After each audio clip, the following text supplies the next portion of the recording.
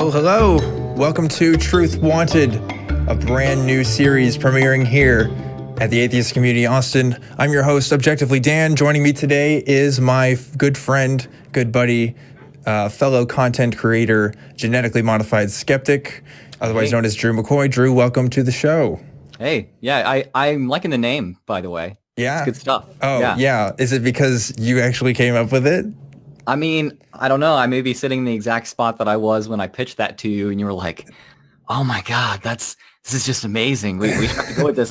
I gotta actually text people about this and make sure that this is gonna go down." This is true. Yeah. So it's actually a good story. We should start with that.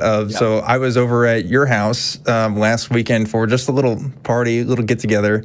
A little bit of drinking, a little bit of GoldenEye 007. That was pretty fun. And we still didn't have a name for this thing. And I was like, Drew, we need to sit down and you need to help me get this together. And we spent like an hour in your room, just Googling synonyms for like philosophy and like truth and like all kinds of stuff. And then you tell the rest of it because I think it's really silly.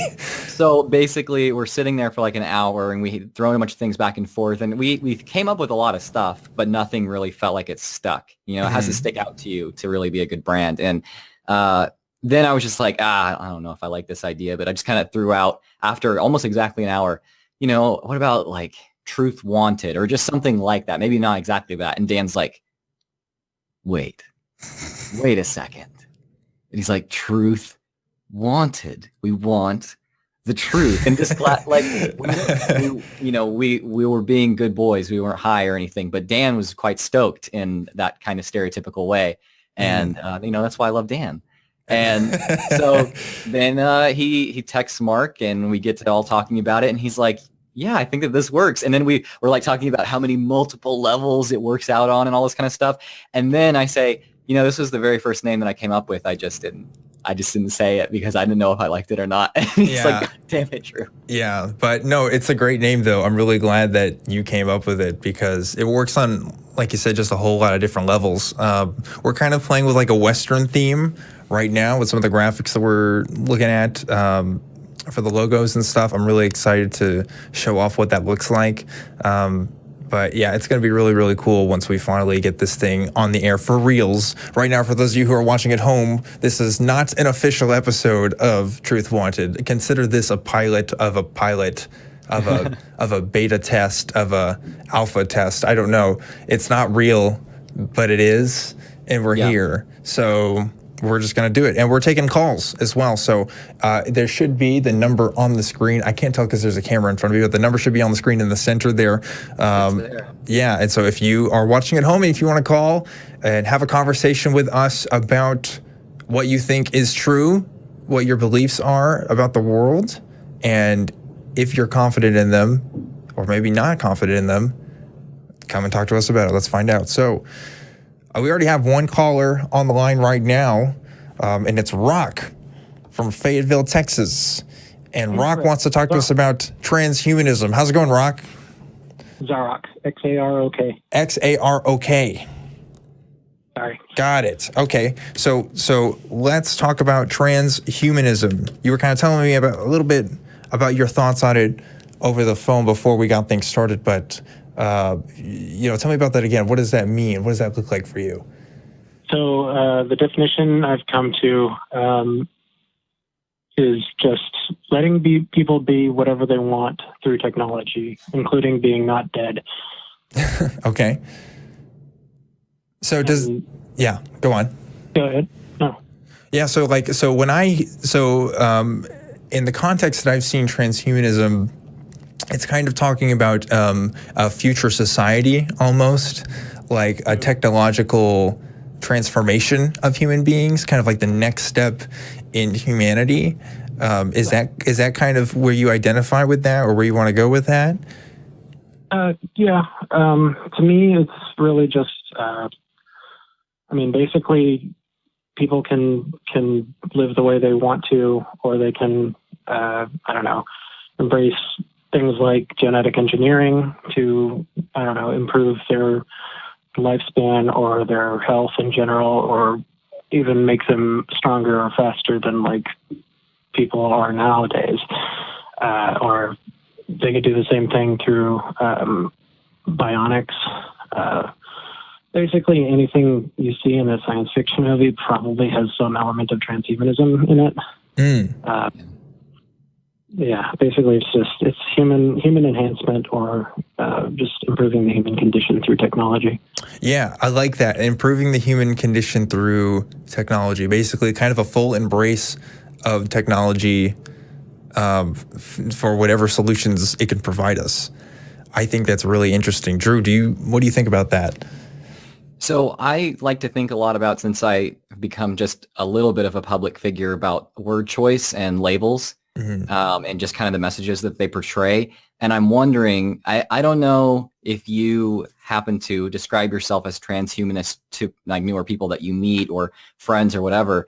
But I think that I've seen one thing when people say, oh, I'm a transhumanist, people say, oh, that means that you're all for all changes to human beings. Like any kind of genetic engineering to human beings is fine as long as it like provides like a health benefit or something like that. There are no moral, ethical concerns or anything. Like there's no moral or ethical concern to making it to where, oh, this baby is about to have Down syndrome and like be born with Down syndrome. Okay, we're going to go and do genetic engineering to where they're not, or something like that. So there's no more people that are born with Down syndrome. So do you ever face any kind of maybe discrimination? That could be a harsh word to use, but do you get people like jumping to conclusions about what you actually think when you use that word? Not me personally. I really don't get into. I avoid conflict whenever I can, basically. Okay. So I don't bring it up around people that I don't think would be cool with it. Basically, most of my friends know that I identify that way, but yeah, I don't generally tell people that I'm not already. I don't know. I usually have a pretty good idea of what the person already believes when I tell them about it.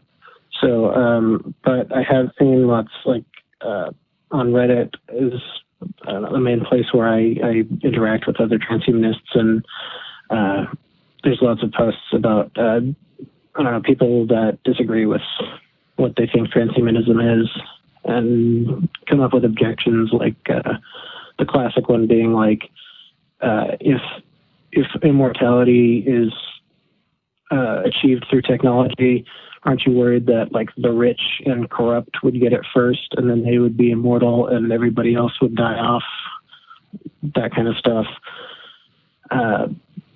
So I know some of the arguments against it, but I haven't never been personally conflicted, or I don't know. Interesting. So this is a very particular question, and I don't know if you have an opinion on this or not, but I am curious because I've never actually had really a conversation about this before. So it's kind of interesting to me. The idea of like a technocracy, or the idea that artificial intelligence should make some of our public policy decisions for us. Does transhumanism, or at least your view of transhumanism, has anything to say about that? Do you think it's okay for robots to make decisions about how we run our societies, how we, run ourselves and, our daily lives? I personally think that that could be a good idea. I think that a lot of movies make AI look really evil, and I don't know. I tend to go against whatever a movie says in the negative light of technology. I always look at the opposite way, because I guess I'm gadflying or something. But I don't really know if that's transhumanism. Okay. A lot of transhumanists talk about that sort of topic, though. Yeah. Interesting. And I don't want to speak for all of them, for sure. Somebody else might say, oh, that's definitely transhumanism. To me, transhumanism is more just like the physiology of a human. Okay. Rather than governments or anything like that. So I'm curious to know your reason behind your belief. What would you say is the best reason you can come up with as to why, like, Drew and I should accept transhumanism as a philosophy? Well, it's okay. So I guess you just have to start off already kind of wanting people to be whatever they want. Like, I don't know, kids are told when they're kids that you could be the president if you wanted, you could be whatever you want, that kind of thing. So it's kind of just a natural extension of that. If you wanted to be, I don't know, taller than you were, something that, like, you're without genetic modification or some other types of like prostheses, you're never going to be taller. You're just kind of stuck with what you've got. So I think it's I don't like that we're basically forced to be whatever we are by our biology, by basically random chance. And I'm a big proponent of like, I don't like it when people are proud to be, I don't know, proud based on the circumstances of their birth. Like, I'm a proud Texan because I was born in Texas. It's like, why are you proud of being born in Texas? Maybe if you move to Texas, then you can be a proud Texan. But if you didn't really have a choice in the matter, I don't know why you'd be proud of it. But you can take that to other things like gender, race, all kinds of stuff. And I feel like, I don't know, maybe I'm rambling at this point. No, I get that. Yeah, I can speak for that on the gender, at least. I don't know about you, Drew, but there was always, I mean, you grew up in Texas like I did. There was this idea of like this proud, manly man culture. And yeah, I'm a big guy. I'm like 6'5".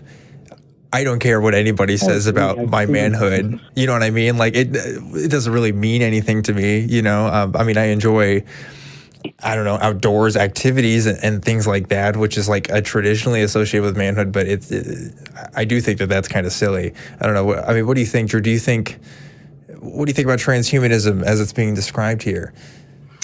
Well, just to think about the way that transhumanism may be perceived, I think a little interesting and probably necessary parallel to understand is, so maybe 200 years ago, people would say, like a progressive person might say, oh yeah, like women should be able to vote, or that men that don't own property should be able to vote, or that women should be able to work just the same, or anything like that we kind of take for granted in like Western society right now.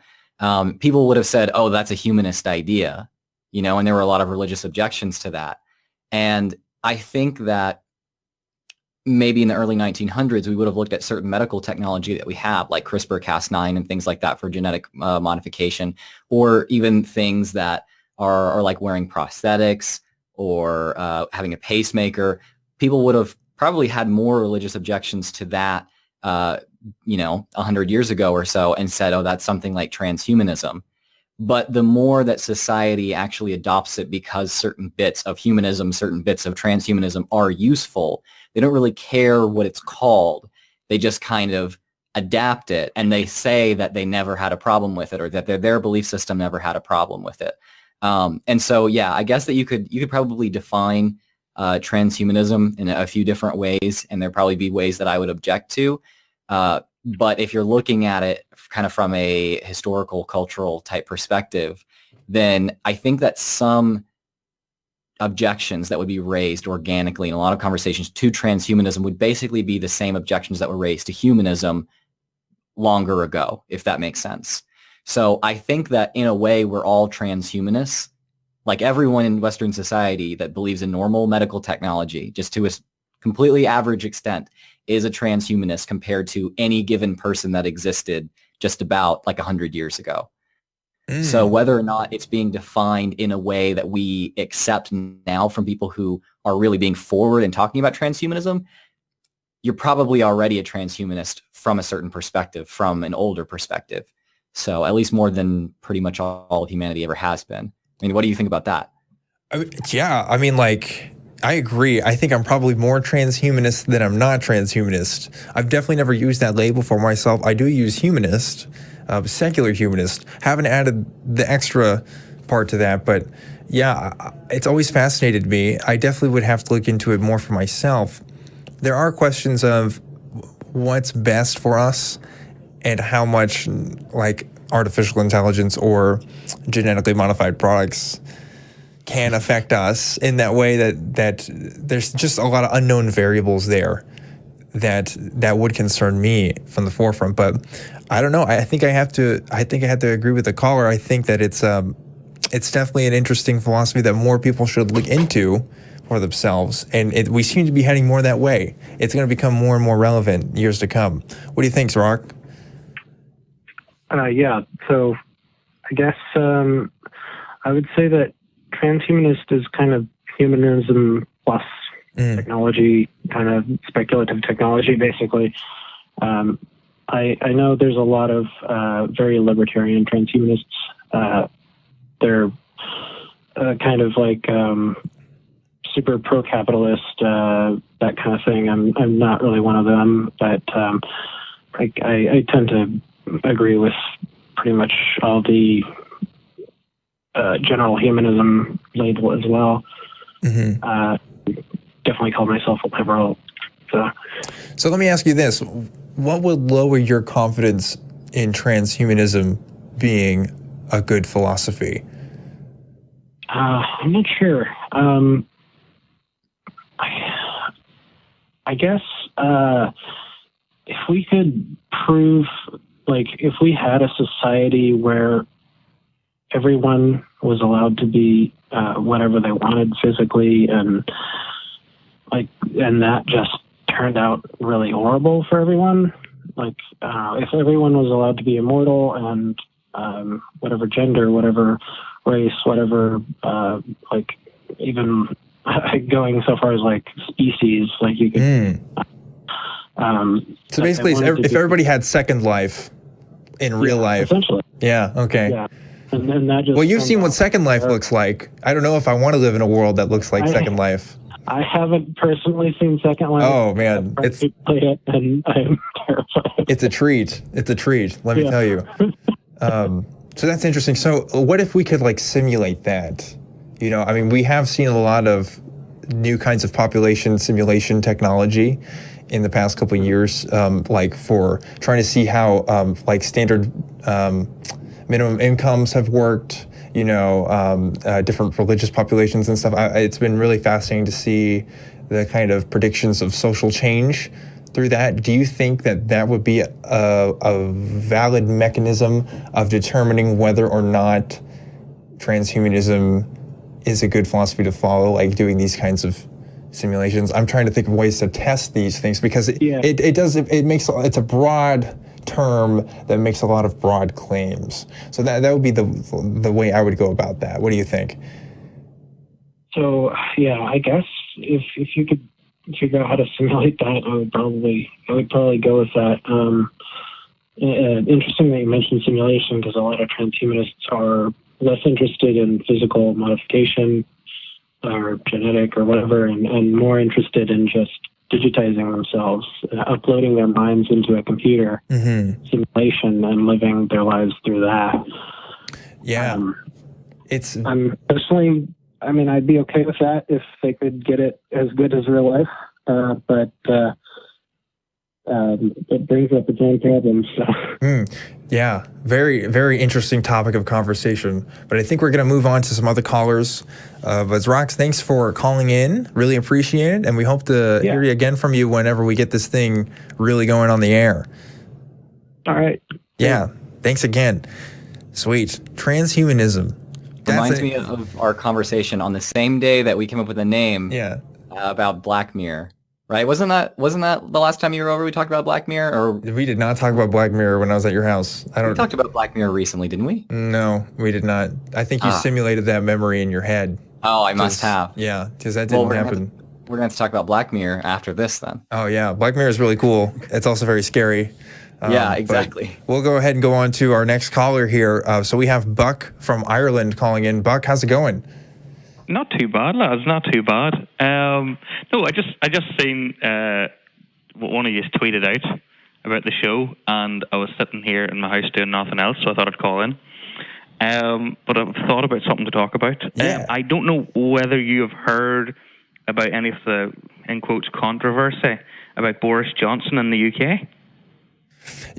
You would have to give me your summation of the events. That's fine. Well, Boris Johnson is could potentially be the next Prime Minister of Britain. He's been in the government in and out of different roles for the last 20 years, but he was having a conversation about burqas because Belgium has recently banned the burqa. And although Boris Johnson's opposed to burqa ban, he did say that he couldn't understand why anybody would want to look like a post box, and said that they looked like bank robbers. And this has caused, well, it's actually within the Conservative Party, the Tories, he's been investigated now because of the statements, and so there's a hubbub about it, to say the least. And I'm just sort of like wondering, I've been sort of like, I don't know, I tend not to argue with people on Twitter, but I have spent the last 2 days getting like really angry about it. Yeah. So that's interesting. So what I would do if I was to have a conversation about this topic and I wanted to approach it maybe from a street epistemology perspective or maybe just from a starting ground perspective, I would start with a question like, are burqas dangerous for society, right? Yeah. Because that's the real concern, it sounds like. Does it promote some sort of societal malignity that we don't want? And if it does, what exactly does it do? And can we test for that? What kind of information can we get from the population that would demonstrate that burqas are dangerous for society is a true statement? I don't know. What do you think, Drew? Yeah, so I'd like to come up with parallels here. I mean, generally, I am for people being able to have that religious freedom. Yeah. I kind of think that a lot of the justification that people give is something they're coming up with. It's kind of post hoc.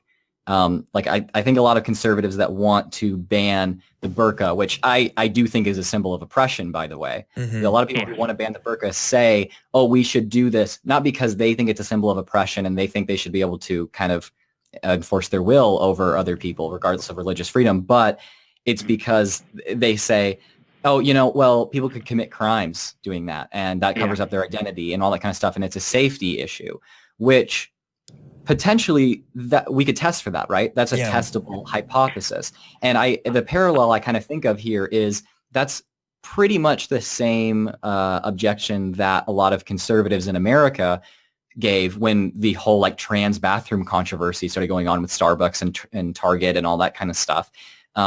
People saying, oh, well, men will just be able to say, oh, I'm trans, and so I'm just going to go in and be able to have my way with any like little girl that's in the bathroom. That doesn't happen. Yeah, there's no precedent for that, right, exactly. Really. Yeah. There's no reason for us to think that unless it starts happening, and that's testable. We could observe whether or not that's happening, and if it is happening, then maybe we need to adjust legislation. But I would say that's pretty much the same way we want to go about the burqa ban, even though I am for people being trans. I don't think I think that's a harmless thing. And as far as the burqa, though, I do think that it's oppressive. So I can't let my bias get in the way, though. Yeah. No, I would. So I've looked this up a few years ago, and I was actually trying to see if there were any actual crimes committed where burqas were used as a disguise, and they're few and far between. There are a number of cases where burqas were used by Muslim men, in the cases that I found, to dress up and then to evade police. So one man got out of the country in a burqa, and I think the laws around that now have changed. That you have to show your face to go through, to address that there sort of issue. So the justifications around it for law, reasons of like upholding the law are few and far between. But I think the main argument for it would be an assimilation, that it is such an obvious and odd and this thing that we and I personally feel has no place, not just in Western society, but the 20th century. Yeah, I agree. I agree. And people would decry that as Islamophobia or something to make a kind of statement that says, "Oh, we can't have that." Yeah. You know, and it's complicated because I'm not a fan of Islam. I think that's pretty clear. But I am a fan of free and you're a racist. You're a racist. That's right. So it's like it goes straight to there. But I am a fan of free and democratic societies. Yes. And I am a fan of people expressing their religious rights to the extent to which they have them. And wearing a burqa in public, as far as I'm concerned, seems to be one of those rights. It hasn't been violated in that many cases, right? I mean, there's a few, but it doesn't seem to be as big of a problem. You know, I don't know. That's how I would feel on the issue. But again, you know, engaging with other people about it, you have to really get to the root of why they're saying what they're saying. Is it because they're afraid of Islamic people in their country and expressing that? Is it because they're afraid of crime or danger? You know, it's the root. It's a psychological thing more than anything. I think there's a lesson to learn from street epistemology here because, I don't think that it has any place in existence. You know, I don't think that the burqa should be a thing. My next video will have a little bit to do with that, actually. And so I'm totally against it. And if I could press a button to where, you know, that never had to even be an issue and no one would oppress anyone by saying that, you know, you should wear this, then I would press that button. But it's the method of actually getting out and changing the public perception of things, changing people's minds. So, and, you know, in street epistemology, one thing I think that like Peter Boghossian really thought was he was kind of writing a manual for creating atheists around the time of like the God delusion, where people really started to first say, you know what, I should actually speak up about this. And then they went out and did it in ways that were kind of counterproductive and forceful. And so I think there's something to be said for voicing that this should not be a part of Western society, much less, you know, any society, in a way that is not legislating that opinion, if that makes sense.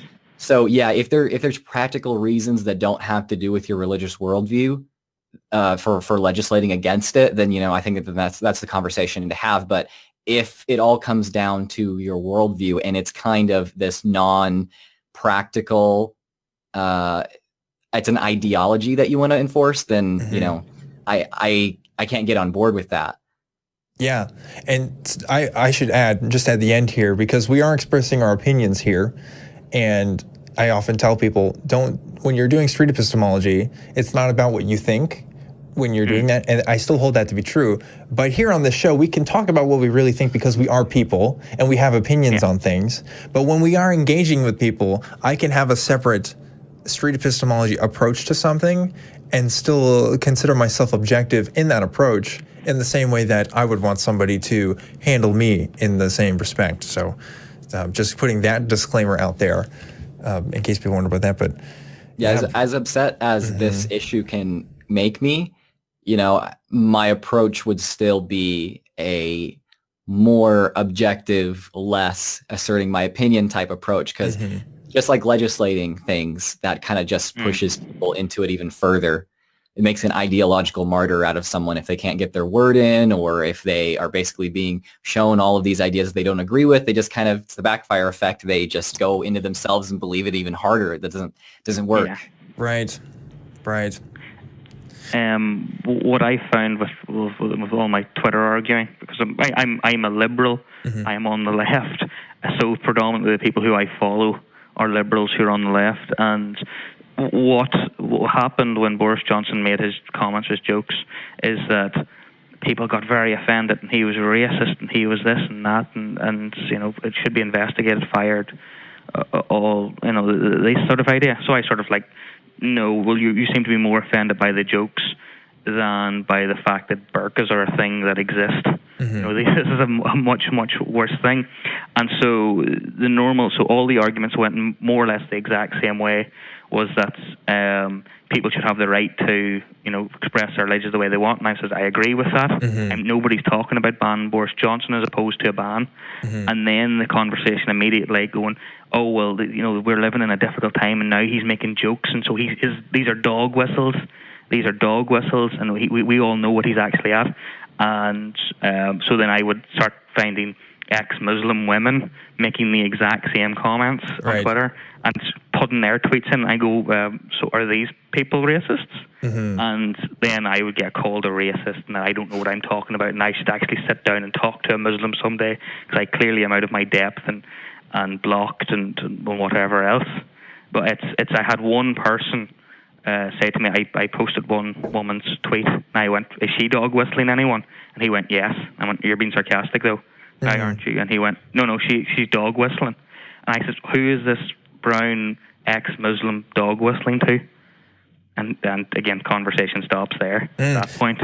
Yeah, see, that's the thing. So what I would do if that were to happen again, instead, I would ask the person first, well, if I showed you an ex-Muslim that was saying the same things, wouldn't it change your mind?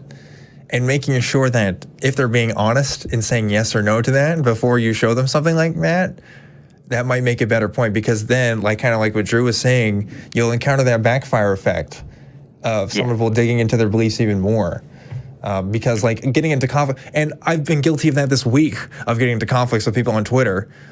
Twitter is one of the worst ways to change people's minds. I'm not saying that. Oh, yeah, it destroys your soul. Yeah, it really does. It really does. It's not great, and it's not healthy. But there's something about the shortness of the replies and the implications that you can make in 180 characters that can just set people off. But I don't know. We'll always try to find better ways of having these conversations with people. But thanks for calling in, Buck. That was a really great topic to cover. So I hope you call again whenever we get the show off on the air. Is this a pilot? What is the story with it? This is just the pilot? This is a pilot. Where you can do it? Yeah, this is our first kind of. We've been doing some test episodes. This is our first test live stream. So we're actually showing video and stuff and putting it out on the public. So I will say this: we are planning on a premiere date probably around next month, and I don't have an actual official date yet, but be on the lookout for that. Follow me on Twitter at ObjectivelyDan. I just followed you there now. Awesome. Good stuff. And you can hear more about that. Also, follow Drew as well, I guess over here, Genetically Modified Skeptic. He's on YouTube as well. For those of you who don't know, he's a good buddy of mine. He makes great skeptic content, talks about all kinds of stuff. Very, very good content. Yes, it's very, very good. So anyway, thanks again, Buck, for coming on. Good night, gentlemen. Bye. Yeah. Sweet. That was a great conversation, and also a very topical one as well. We kind of have that. Yeah, there's different, because you and I both identify more on the left than we do on the right, I think is fair to say. But that's a particular issue with Muslim stuff that you and I would tend to disagree with on other people who also identify on the left, as far as what the burqa represents to us is a symbol of oppression. And that's kind of hard to just show people without us counting we're being prejudiced towards this culture. Yeah.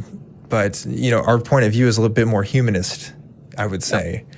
But there's what I try to do with my content is I establish precedent for what people I usually say further left than I am anyway, because I don't know a whole lot of people who are about, as far on the left as I am and are totally, completely pro-Islam or don't have really any concerns about it or anything like that. But I try to establish precedent, because a lot of the people that are kind of further on the left, they don't really care for Christianity because they recognize a lot of the oppressive mindsets that come along with it, a lot of the baggage. And so I bring up, and it's basically what you were saying. So do you dislike all of these things about Christianity? Yes. If I was able to show, just hypothetically, if you saw a Muslim saying the same things, what would you think about that? And, they're usually, I wouldn't like that. I wouldn't care for it. I would say they're not a good Muslim, or they're whatever, Yeah. And then I establish that actually happens. Yeah. And it's still really controversial. It's still, I think a lot of people feel like it's a slap in the face. So you have to really temper your responses, and if you can, establish credibility.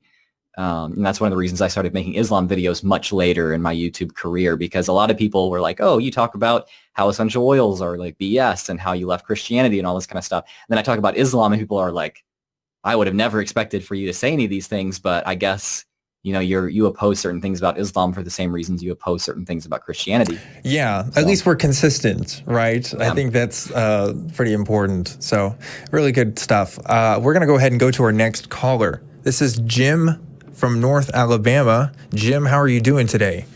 Jim. What's up, brothers and sisters in Christ? How y'all doing? Oh, whoa. Well, hi there, Jim. You have a message to share with us, apparently? Yeah.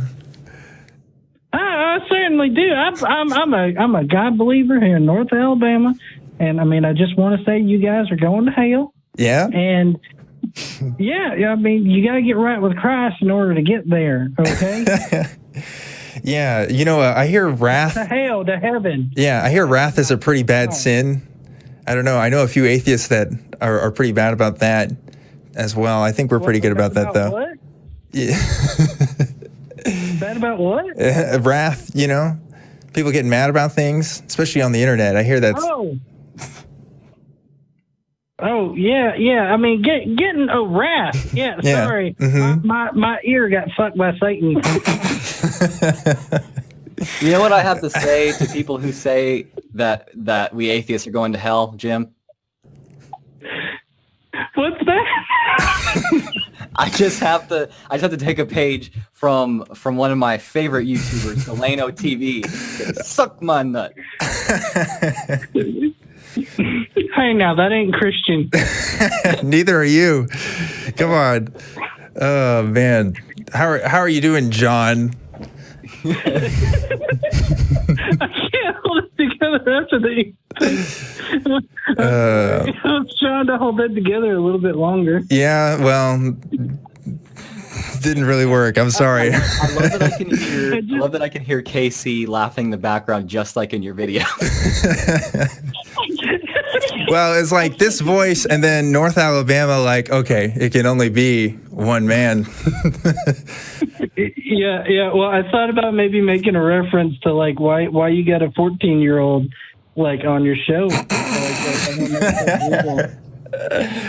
Yeah. Oh my God. Well, this is John. This is Godless Engineer. Everybody who hasn't caught on already, he makes great content on YouTube. Yeah. What's up, John? How's it going? Try.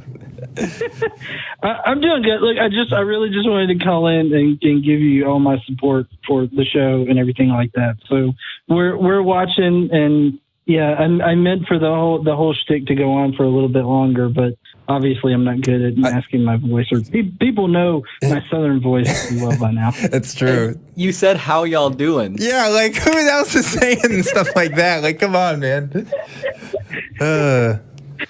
That's funny.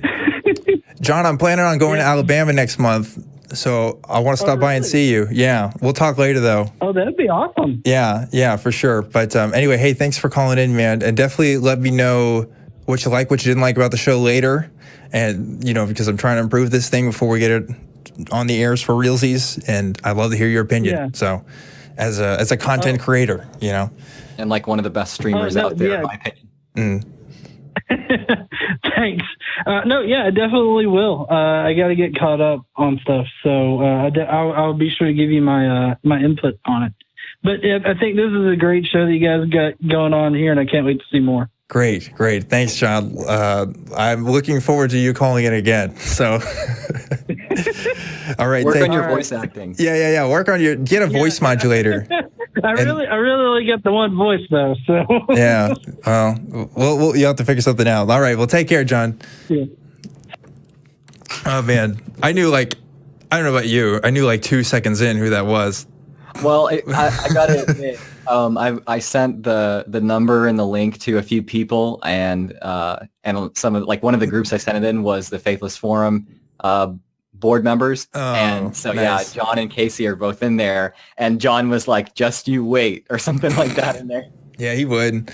Those of you who don't know, Faithless Forum is a conference that was put on this year by Drew for YouTube atheists and secular skeptical people up in the Dallas as area.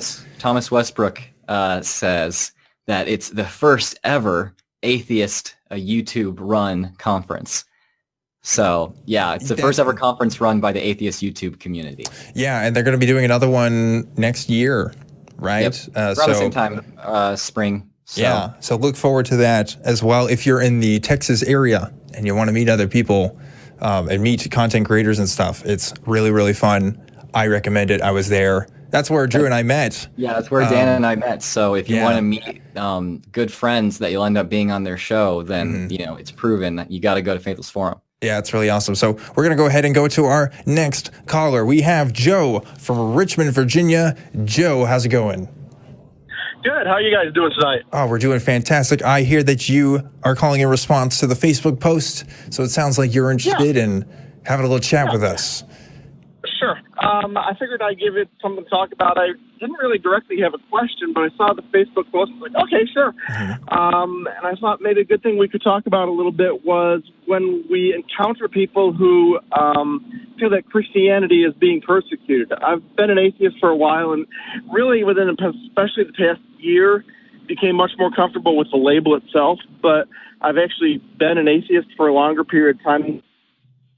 But we get a lot of people who are Christians. They say, well, I want to have something at the town hall, and you're not letting me. Or I want to do this event, and they're feeling persecuted, even though I see it as really, the shoe's basically on the other foot, essentially. Thought we could talk about that a little bit.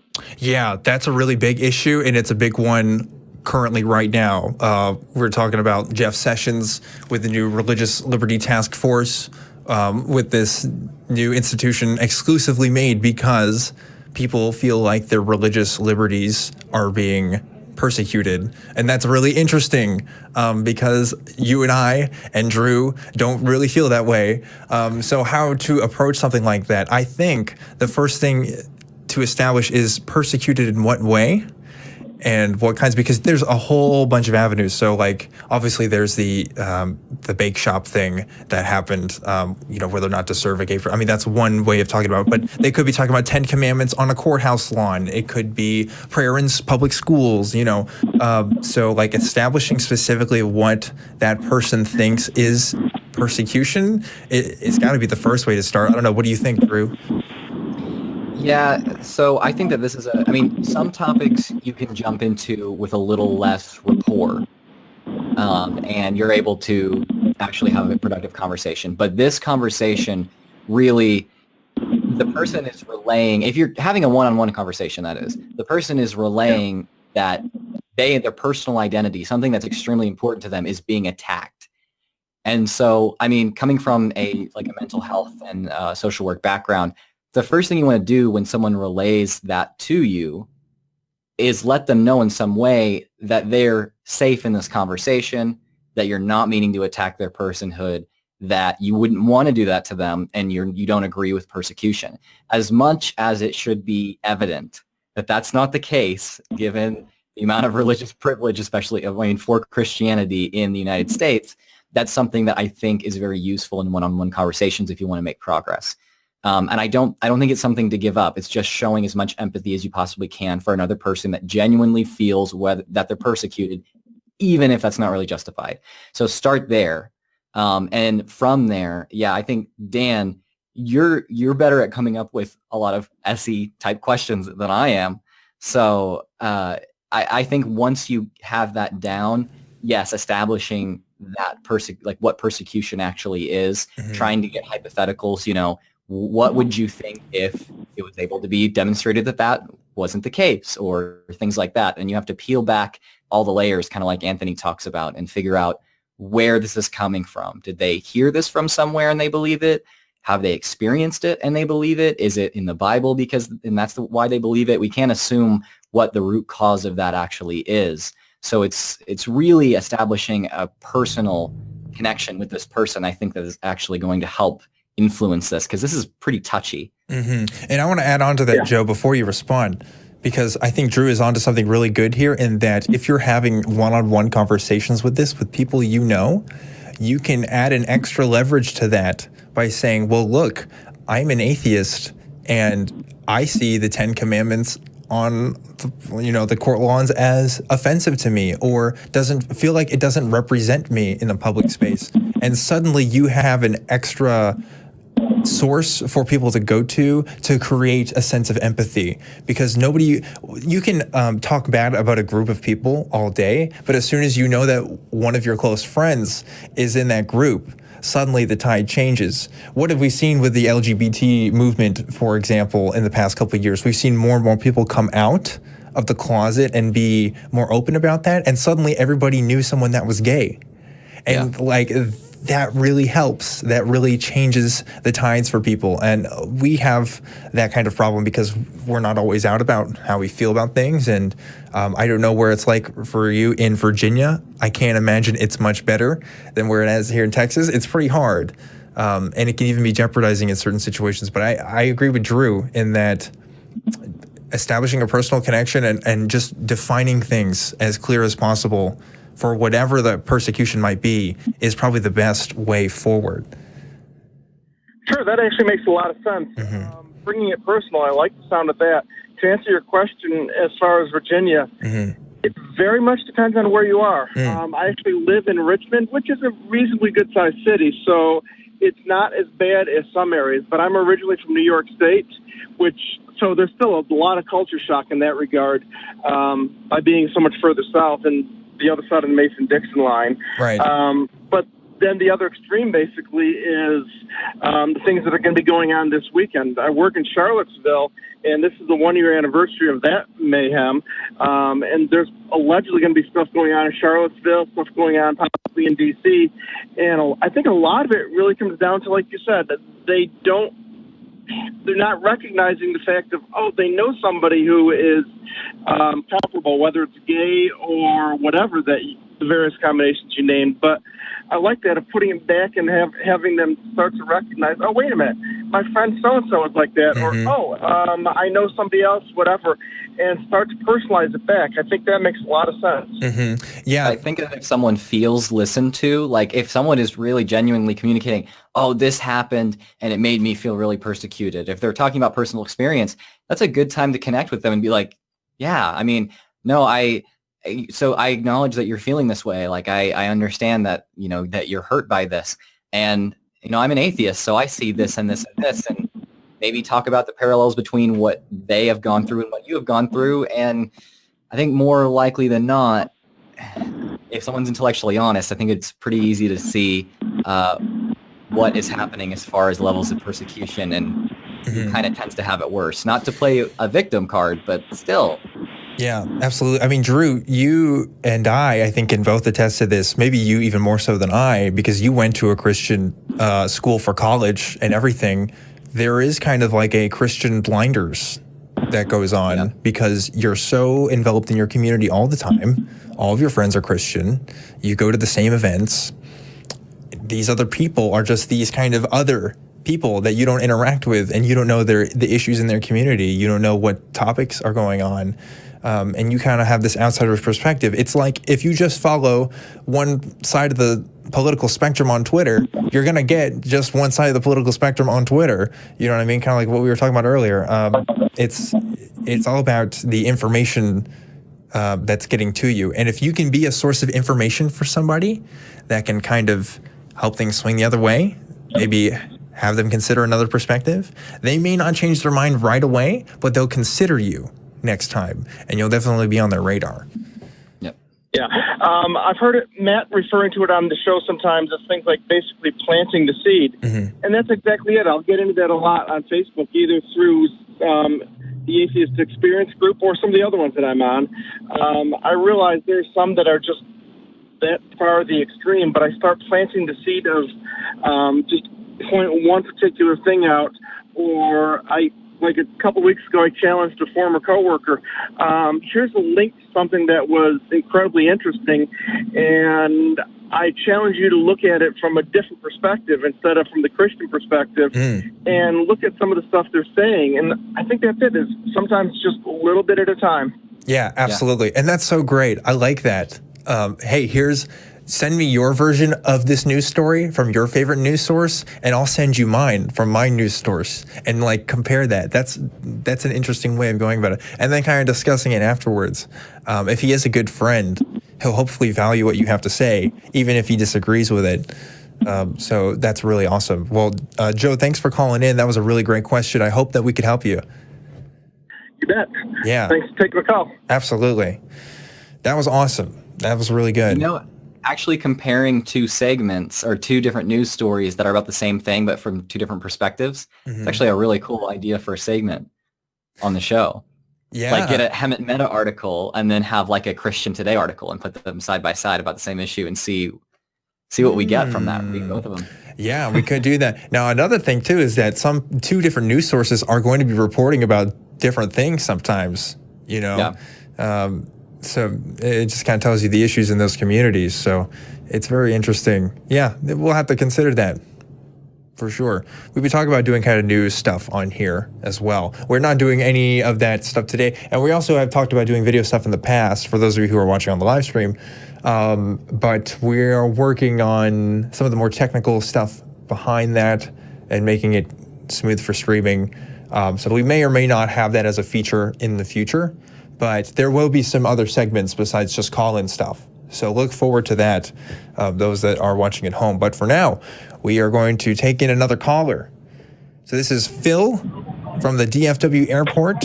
Phil, you said you also responded to our Facebook post, so that's awesome. No, I was in a channel with Pretty Boy next to you. Oh, okay, even better. So, yeah. So, and by that I mean Drew. Yeah. And so basically, I've been listening to a lot of interesting things, trying to figure out what to come up with to say. And sorry if you hear an airport announcement, but basically, should, and I don't know if you guys have talked about this yet, should beliefs be respected? And that's something that in my community, the hacker community, we're kind of dealing with right now. We had an incident over at Hope Conference that in New York City, where someone was wearing a Make America Great Again hat.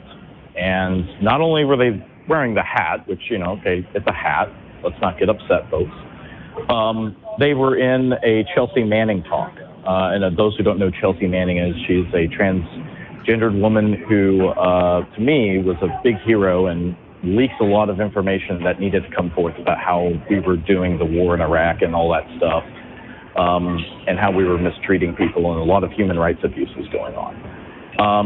So she did a lot of great stuff, but, they started saying some very terrible things to her in the middle of her talk.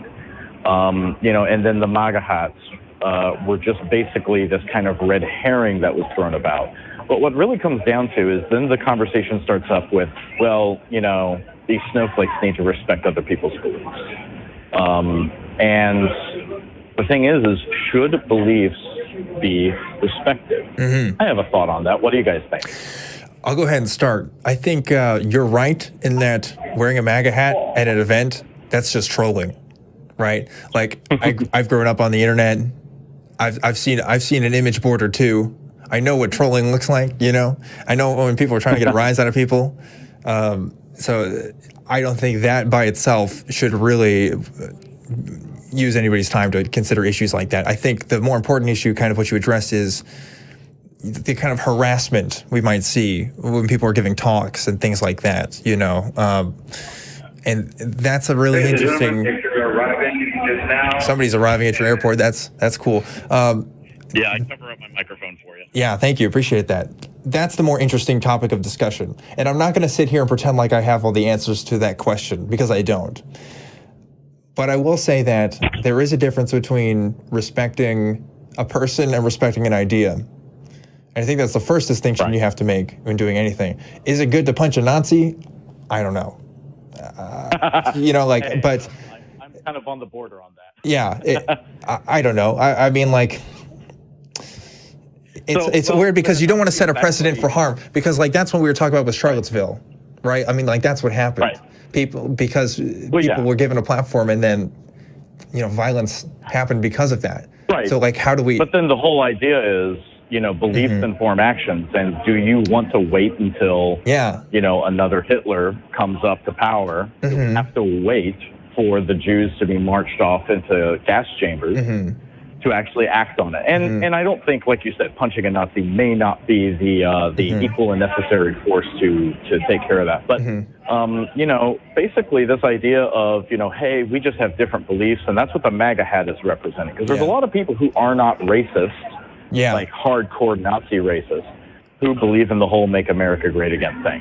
And so all they're seeing when they see that news announcement, they're saying, "Oh wow, someone just kicked me out of a conference," or someone, right? It's a free speech issue. Hey, these are political beliefs. And I call BS on that because people are hiding behind, well, these are political beliefs. I'm sorry, separating children from parents at the border is not a political belief. That's a moral decision. Well, let's take a more recent example. I'm sure you've heard about Alex Jones, getting deplatformed from Facebook, Spotify, all kinds of stuff. Now, I'm going to be honest with you. Here's my honest opinion. When I first heard that, I thought, good. I really did. I don't know if that makes me super left or not, because I've never felt that way about people being deplatformed before. Honestly, the precedent that has been set for those kinds of things has bothered me in the past. For some reason, it didn't bother me with Alex Jones. I don't know why. I guess because I really don't like the guy, but he doesn't like chemicals put in the water that makes a frickin' frog. But the problem here, and I'll tell you probably what you're feeling there. Yeah. Alex Jones. I want to hear what you say, and then let's let Drew talk too. Yeah, absolutely. Alex Jones is not someone who just spews off some beliefs. He is actually speaking on matters of fact, and some of the lawsuits he's actually going through on defamation. He once accused some journalist who was taking actually video of the Charlottesville attack, and he said this person was a CIA actor or plant. So now this person is being defamed. This person is being hurt. That's not free speech. This person is misrepresenting, grossly misrepresenting matters of fact, spreading disinformation, not parody, disinformation in order to disrupt the masses and affect beliefs. I mean, Russia did the same thing in the elections, and I know that's kind of going off a different topic, but those types of tools are out there, and at some point it comes back to, what do we care about? How do we come to proper beliefs in things? We need good facts. We need good sources of information.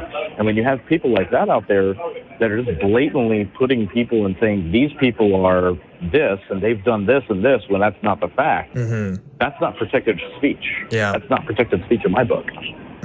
Let's hear it from you, Drew. What do you think about this?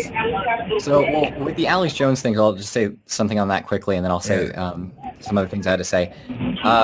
So, Alex Jones is someone who also sells supplements. And, sounds like we got another announcement there. So, Alex Jones, he sells supplements. Basically, he's giving medical advice. He's skirting around the law, getting around things that the FTC and the FDA do and don't allow by using vague terms, and then in completely separate segments talking about why we have to take these certain supplements so that we don't turn gay or something like that. And then in a totally different segment, so that it's legal, selling supplements that will keep you from turning gay, basically. So all that stuff would be illegal if it was paired together, but it's legal because of technicalities. And so I'm for cracking down legally on some of the things that people are abusing in the law, people abusing all the loopholes and technicalities, because people can sell supplements as medicine without breaking the law. People do it all the time. And I mean, I know people who do it like every single day for their jobs, basically. And so, also it was a private company. They're all private companies that decided to do this to Alex Jones. And so I wouldn't object to this as much as I would object to people just generally being taken down because they're right wing, or because they're far left, or because they call themselves a communist, or they call themselves a fascist or something like that. I I'd have to research into this a little bit more and see exactly all the minutia of it before I could actually do it for sure. But I'll go ahead and get into my other thing. In making this decision about whether or not we should respect beliefs, I think that we should look at what does it look like? How does it inform our actions if we do not, in principle, do not respect beliefs but only respect people, or we respect people and we respect beliefs, or we respect beliefs but we don't respect people. Basically, you have to kind of make a hypothetical in your mind, try out each one of those. How would adopting each one of those positions actually change the way that you act and the way that you treat people? What are the practical outcomes? I'm all for actually measuring the consequences and making moral decisions. And this is basically a moral decision. And so that's my piece on it. Try to make it as measurable as possible. And I want to add here too, before I'll let you talk, Phil, just a sec, but I just want to add, Drew and I would both a few years ago have identified on the right, so it's not like that we're not. Me too. Yeah, so it's not like that we don't understand or that we don't know where that's coming from, at least to a certain degree, what a lot of these kinds of talking points that we hear, just because that we may lean on another side politically. We're trying to establish a method of discerning true things through the most objective means possible, and it's not because we want to suit our own means at all. We're trying to, do our own thing. But yeah, go ahead, Phil. Right, and so you have obviously politics versus beliefs. Mm-hmm. We can go back to the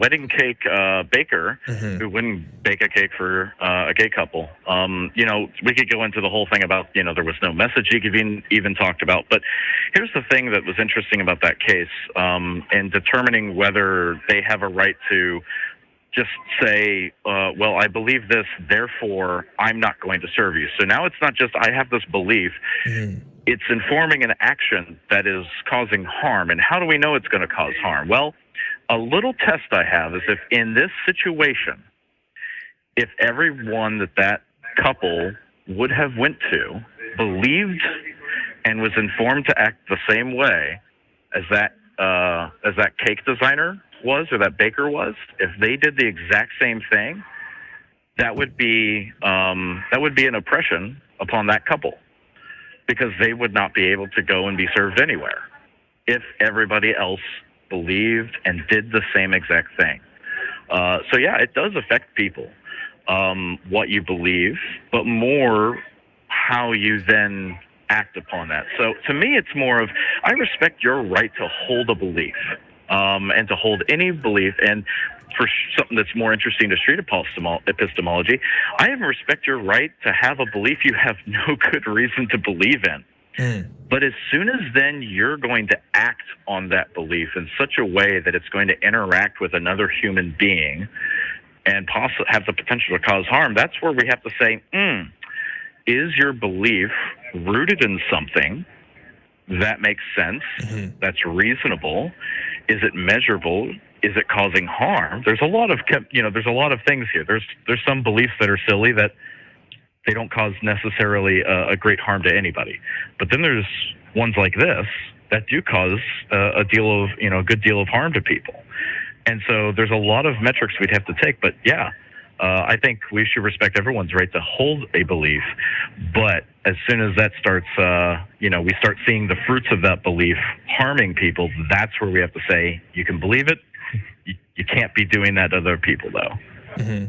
Yeah. And again, we're trying to come at this, like you said, from the most objective way possible, trying to find variables we can measure to see what would change people's minds and what wouldn't. And having those kinds of conversations only works on an individual level, because they can be so heady and they can be so personal. And it's hard to implement a policy that accounts for that for all peoples, because there really isn't a one-size-fits-all way of kind of solving that issue. So unless the brilliant minds of our generation will come up with better ways of addressing that from a public perspective, we'll have to see. But for now, it just takes having conversations with people and seeing whether these things are even true in the first place, and whether even these platforms for these people need to exist. You know. Until the transhumanists can get. Yeah, that's true. Transhumanism will save us. Yeah. Go ahead, Phil. Sorry. Right. Yeah. Yeah, no. I think it comes back to, again, respecting someone's belief. You know, as far as Nazism, for instance, I think most of us could all agree, hey, we're not going to respect those beliefs at all. Like, we will, stand against those. And there's a reason for that. We kind of fought a war against that. We've seen what that belief does. And it's one of those things that when we see those things going on, people should be up in arms over that. People should be saying, no, you're not going to do that to the rest of these people. Your beliefs are such that you are basically saying we want to harm other people, and we have justification for it, whether it's God or whether it's some silly belief in supremacy of a certain race. There's all these different things that they are going to cause harm in it. So at the end, again, respecting people's beliefs, the left does it a lot. We've talked about that with the Muslim, respecting their beliefs to the point where, oppression of women is allowed to continue. And we find ourselves aligned with some right-wing people who take then the idea that, Islam is oppressive, but then they take it to another extreme of saying, all Muslims therefore are bad people. And no, not that either. That's not what this is about. And so it's very hard for us to differentiate ourselves when you've got kind of a bipolar or a false dichotomy always going on in people's mind of you're either with us or you're with them. Yeah. And that kind of that very simplistic set theory, if you're not part of us, you're part of them. That's a very dangerous belief in and of itself as well. I agree, Phil. I agree. Well, thanks for calling, Phil. We really appreciate it. I hope that you can catch us on another episode whenever we get this puppy live. Great question. Awesome. Thanks for calling in. Yep. Cool. Yeah. Very topical stuff. When I think of these conversations, Drew, I think of what we did at the Faithless Forum. And let me tell you why. Because we were a group of atheists, not that many, 70, 80 of us, pretty small. It was like 85. Conference-wise, yeah. And we're just all in that one big old room, almost like an underground church. And I'm thinking, oh God, I hope there's not some crazy person that just comes in here and tries to yell at you or tries to harass us as we're doing this thing, because we just want to kind of create a space for us, And I wonder if that's what some of these groups think whenever they come together, if they're worried that people are going to intercede on their meetings. Now, again, whether or not those meetings should be taking place in the first place is a whole other thing. But I can see where that fear comes from and why people would react the way that they do to those kinds of, accusations. Yeah, we have to have a very solid epistemology because of these things. I mean, knowing the truth has tremendous utility. So we want to make sure that we actually have reliable ways of actually finding the truth. We can test it. We can verify it in multiple ways so that when push comes to shove and we need to figure out if things need to be shut down or who needs to be respected, or if meetings actually need to be infringed upon in certain cases, we need to have really good reasons. Because if we can't differentiate between, basically a Christian's reasoning for shutting down an atheist meeting because it offends the Lord or something like that, versus people coming together and hosting a meeting to talk about how they're going to go out there and actively oppress minorities or harm people, actually be violent or something. We need to figure out exactly where the line is, what the truth is, how to get to the truth reliably so that we can act with the best utility, with the best, most ethical actions possible. Because if we don't actually have the utility of the truth there, then we kind of are left swinging blind, and we're going to end up hitting something we don't want to, or not hitting anything at all. I agree. Let's take another caller here. We have Kurt from Malta, like the place. Hello. Hey, how you doing? How's it going? What time is it in Malta right now? I'm curious. 3 a.m. 3 a.m. My goodness. And you're coming on this show to watch us. That's crazy. Yeah, guys. I mean, so I stay up late anyway, so I just saw the Facebook post and I thought I'd give you a call because I'm a big fan of the atheist experience anyway. So I thought I'd see what's going on. Cool. Well, hope you like the show so far. What did you want to talk about today? So, first of all, I don't know if you guys are familiar with my country. I know where it's at. Yeah, I know a little bit of it. I don't really know its history too much, though. So basically, Malta is the smallest European country, right? Mm-hmm. The country is. Oh, yeah, we're losing you a little bit there, Kurt. Oh, yep. Sounds like the country was so small that it couldn't support the connection there. Oh, sorry about that, Kurt. If you want to try to call back in a second, and maybe we can talk to you then, that's going to be the best we could do, but we can't hear you right now. So instead, we're going to go ahead and switch gears to Craig. Craig, are you there? Anthony even said, yeah, I'm here. Hi, how's it going? You are live. Oh, hi. Hi. What's up? What do you want to talk about today? Oh, I was talking to the screeners about the science and stuff that's been going on with the studies of how the brain works and everything. I listen to a lot of atheist podcasts and stuff, and I think it'd be really great to maybe get in some psychologists or to be able to see and help analyze some of the stuff that y'all are doing as well. But anyway, not to plug in, not necessarily to plug other shows, but there's one called You Are Not So Smart, and they do a lot of studies. He interviews a lot of scientists and stuff with psychology, and he actually did a series on the backfire effect. Yes. And then there was it was so popular, and there were so many studies that happened on it. Coming within that next year, that he actually had to put out a 4th episode as an update. And I thought one of the things that I thought was really intriguing about how beliefs are formed and changed was it's not necessarily the data and stuff that we give them. Yeah, it's the seeds and everything. But one reason why I think SE is so effective is the fact that, it's a calm way for them to be able to interact with someone and get new information. It brings their guards down.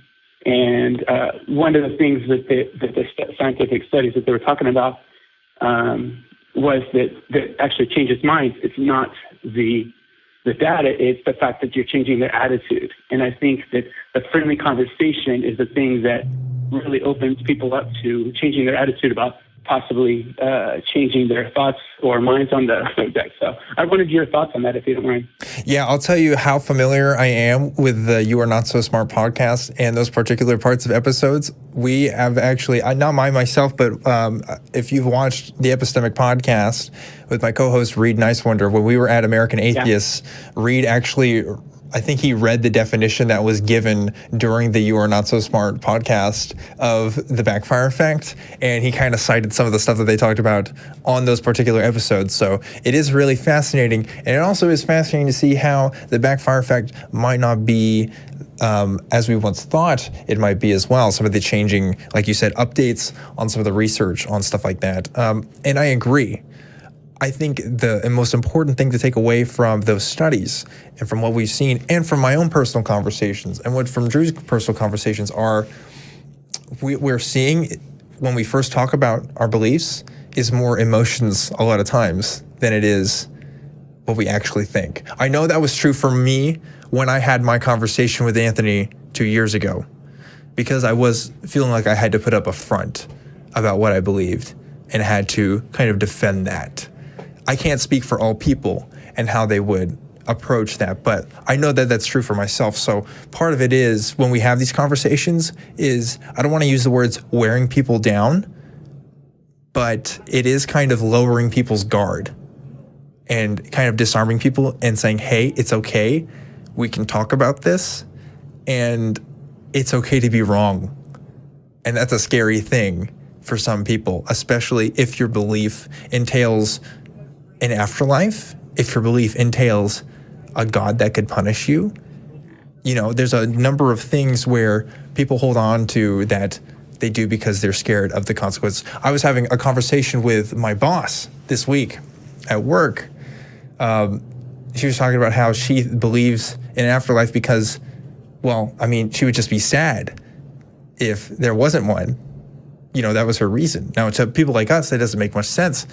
But you can't just be like, oh, well, that's stupid, because there's a real reason why she believes that. It's just, not the way that we think about things. So the question I had to ask her was, are feelings a reliable method of knowing what's true?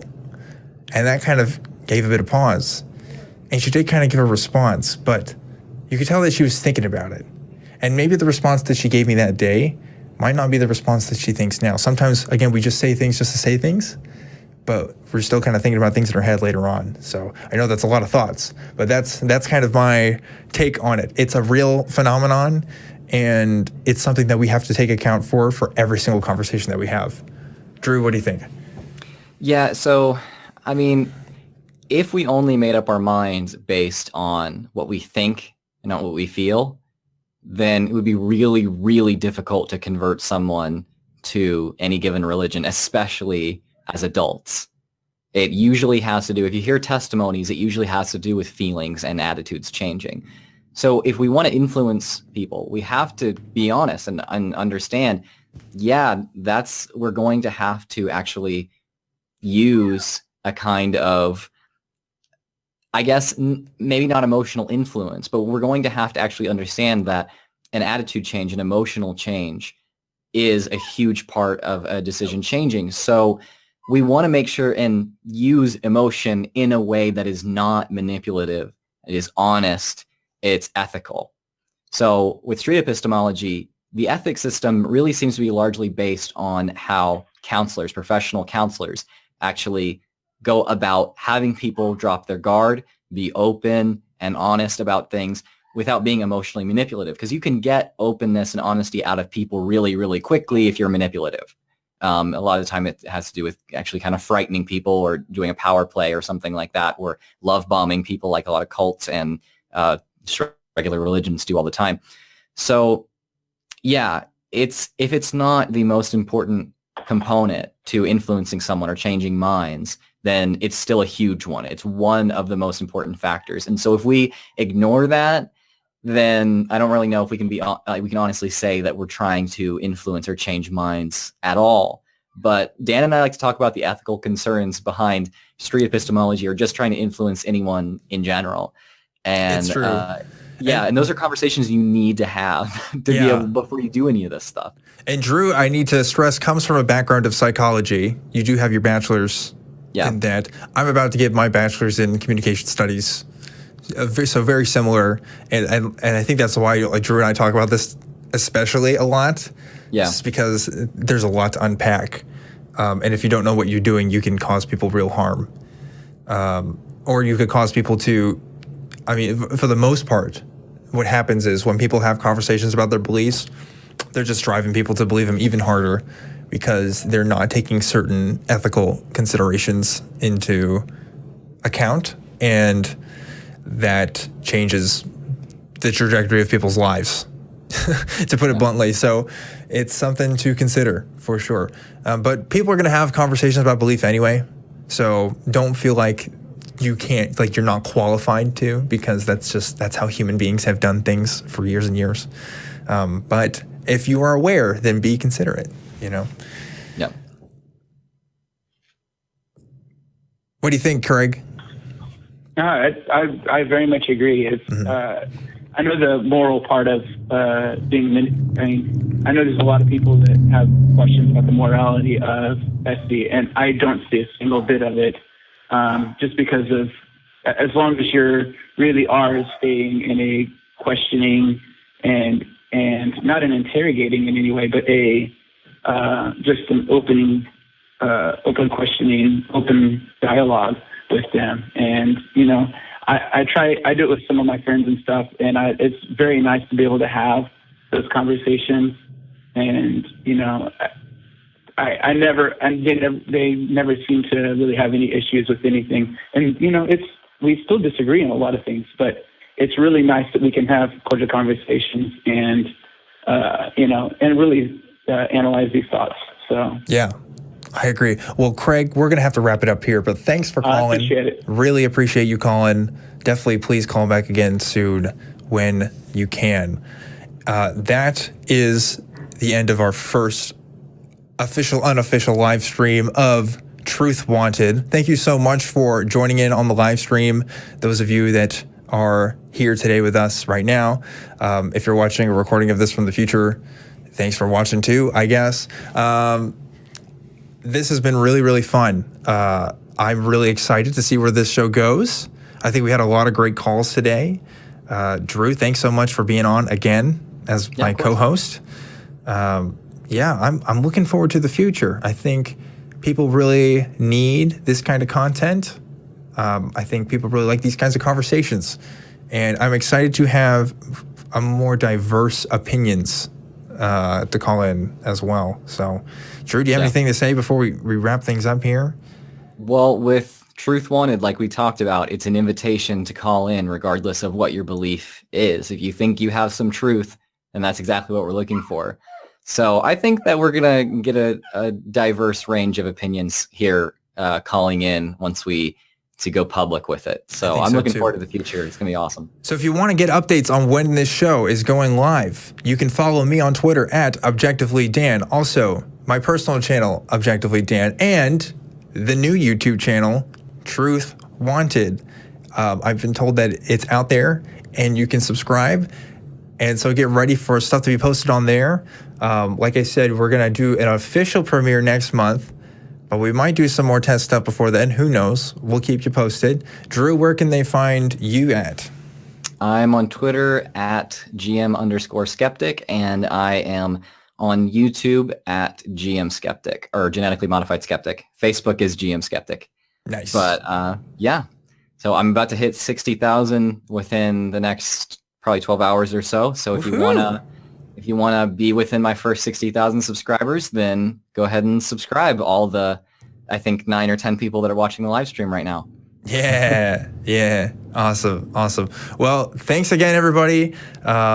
Tune in next time for some more great conversations. Thanks again to the atheist community of Austin for helping produce Truth Wanted. I'm your host, Objectively Dan. See you later.